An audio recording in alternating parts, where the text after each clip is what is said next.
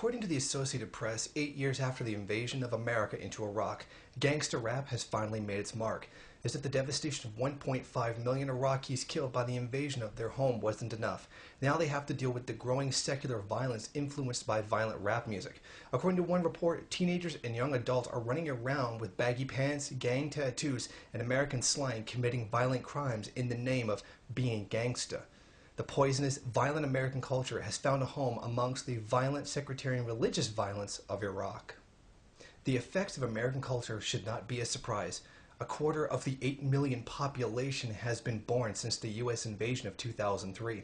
Almost half of the current population is under 19 years of age. It's a common sight, according to the report, to see young men in Baghdad Park breakdancing in the afternoon.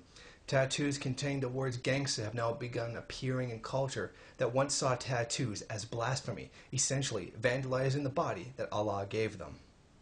With the physical war of imperialism and the economic imperialism that inevitably follows it, it is only following a pattern of history, the cultural imperialism, that follow it as well. It is a repeated pattern throughout history. When a land is conquered, its indigenous culture is usually slowly corroded by the culture of the invaders. Great examples of this can be seen in the British occupation of India, Japanese occupation of Korea, and American occupation of the Philippines. Few countries, notably Puerto Rico, have managed to escape this phenomenon. Iraqi sociologist Dr. Fariza Al-Ita for the University of Baghdad says there is a growing trend of Iraqi youth refusing to wear school uniforms and engaging in love affairs that were previously forbidden. Disrespect is now being brought upon once respected elders.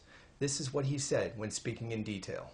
There was no plan to contain this sudden openness. Teenagers, especially in the poorer areas where parents are humble of origin and humble education, started to adopt the negative aspects of the American society because they think by imitating the Americans, they obtain a higher status in society. Iraqi police are now dealing with a phenomenon never before seen in the country: gang-style violence.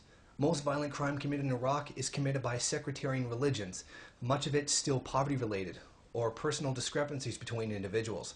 However, violent crime, for the sake of gaining a reputation, is on the rise, something the police and elders have little or no experience in. Even with all the death and destruction caused by the coalition of the willing, the poisoning of Iraqi rivers by U.S. military, the birth defects and radiation poisoning from Fallujah, the last element of the Iraqis had, their culture, is now being slowly eroded away. The imams did warn of this type of occurrence was going to take place. Unfortunately, this fact will give them a certain amount of credibility in the eyes of the Iraqi population and may spark a religious fundamentalist turn. Only time will tell.